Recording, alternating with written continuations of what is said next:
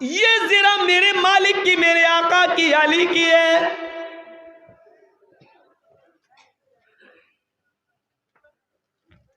काजी शुरह गुलाम की गवाही सुनते हैं तो कहते हैं कि तुम किसके गुलाम हो? का हजरत अली के। काजी शुरह का हुक्म देखिए, अली सौरी, अली सौरी, गुलाम की गवाही भी मालिक के हक में कबूल नहीं की जाएगी, क्योंकि बहुत से गुलाम अपने मालिकों की धमकी और अपने मालिकों के खिलाने और पिलाने की वजह से मरगूब रहते हैं और वो वही बात बोलते हैं जो उनका मालिक चाहता है। लिहाजा कुरान और हदीस की रोशनी के मुताबिक मालिक के हक में गुलाम की गवाही भी काबिल कबूल नहीं है। ना आपके बेटे की गवाही मानी जाएगी, ना आपके गुलाम की। अब कोई ऐसा आदमी लेके आओ जो ना आपका रिश्तेदार हो, जो ना आपका बेटा हो, जो ना आपका गुलाम हो, कोई दूसरा आदमी हो जो आपके बारे में गवाही दे कि ये ज़रा मेरी है। हजरत अली फरमाते हैं, सॉरी काजी साहब, मेरे पास मेरे बेटे और मेरे गुलाम के अलावा कोई गवाह नहीं है। चाहते तो हजरत अली झूठे गवाहों की लाइन लगा देते। अमीरुल मोमिनीन की बात कौन नहीं मानता? मोदी की बात कौन नहीं मानेगा? सब मान रहे हैं ना। इलेक्शन कमीशन तक तो उनकी बात मान रहा है, सुप्रीम कोर्ट तक तो उनकी बात मान रहा है, सीबीआई, ईडी सब तो उनकी बात मान रहे हैं। तो हजरत अली की बात कौन नहीं मानता? चाहते तो झूठे गवाहों की लाइन लगा देते, लेकिन हजरत अली ने इंसानियत दिखाई और क्या कहा? बेटे और गुलाम के अलावा मेरे पास कोई गवाह नहीं है, आपको जो फैसला सुनाना हो सुनाओ। काजी शुरह कलम चलाते हैं, हजरत अली अपनी ज़िरा की गवाही के लिए पक्के सबूत नहीं दे सके और सच्चे गवाह नहीं दे सके। बेटे की और गुलाम की गवाही काबिल कबूल नहीं है, इसलिए ज़िरा की गवाही किसी दूसरे आदमी के जरिए नहीं मिल सकी, इसलिए हजरत अली का फैसला खारिज किया जाता है, हजरत अली का दावा खारिज किया जाता है और ये ज़िरा यहूदी को दी जाती है और यहूदी इस ज़िरा का मालिक रहेगा।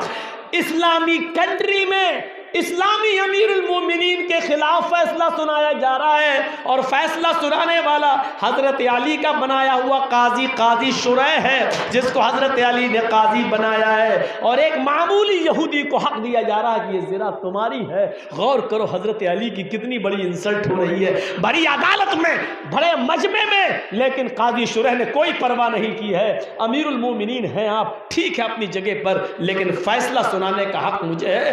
कुरान और हदीस के मुताबिक फैसला सुनाया, आप सच्चे और पक्के गवाह पेश नहीं कर सके, लिहाजा ज़िरा उसी की मानी जाएगी जिसके पास ज़िरा है। यहूदी, इस ज़िरा के मालिक तुम हो। वो यहूदी जब कोर्ट से निकलता है, कटघरे से निकलता है, वो यही देखना चाह रहा था कि देखें इस इस्लामी कंट्री के अंदर हजरत अली के बनाया हुआ जज क्या फैसला करता है। जैसे ही उस यहूदी ने ये फैसला अपने हक में सुना, वो ज़िरा लेकर बाहर आया और कोर्ट के, कचहरी के, अदालत के दरवाजे पर खड़ा होकर सारे लोगों के सामने कहता है, जज साहब आपने फैसला कुरान और हदीस के मुताबिक सुनाया, आप काबिल मुबारकबाद हैं। अब मेरा दावा सुनिए और अब मेरी तरफ से भी ऐलान सुनिए। काजी साहब आपने जो फैसला सुनाया मेरे हक में वो सही है। मैं यही देखना चाहता था कि बेटे की और गुलाम की गवाही आप मानेंगे या नहीं मानेंगे। आपने नहीं मानी, आपने अच्छा काम किया, लेकिन अब मैं भरे मजमे में ऐलान करता हूं, ये ज़िरा हजरत अली ही की है, ये ज़िरा अली ही की है।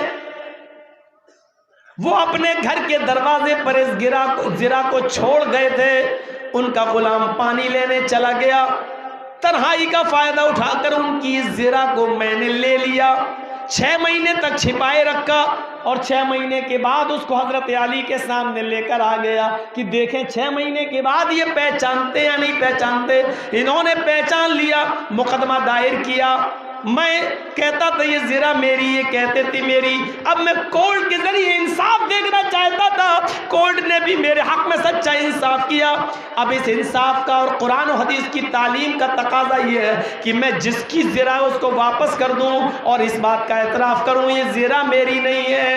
हज़रत अली के हाथ में वो ज़रा देते हैं, आय अमीरुल मोमिनीन ये ज़रा आपकी है, आज मैं भरे मजमे में ज़रा आपको दे रहा हूँ।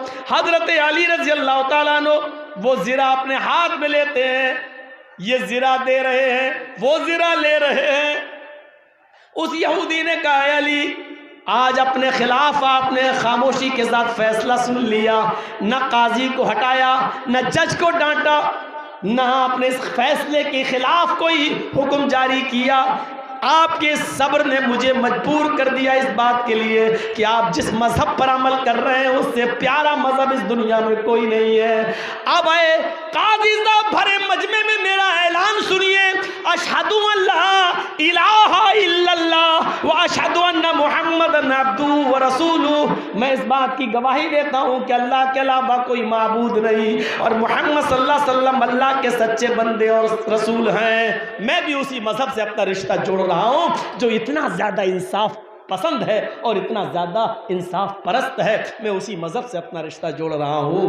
काजी ने ये नहीं देखा कि किसके खिलाफ फैसला जा रहा है। इसी को कुरान कहता है वला यजरिमन्नकुम शनआनु कौमिन अला अल्ला तादिलू। किसी कौम की दुश्मनी तुम्हें इंसाफ का मर्डर, इंसाफ का खून करने के लिए मजबूर ना कर दे। दुश्मनी अपनी जगह पर हो सकती है लेकिन उस दुश्मनी की वजह से आप सही इंसाफ ना करो। ये फैसला मेरे दुश्मन के लिए कैसे जा रहा है, इंसाफ का मर्डर। क्या समझा आपने कुरान की इस आयत से? क्या फैसला लेते हैं आप? इंसानियत का सबसे बड़ा दर्स कौन दे रहा है?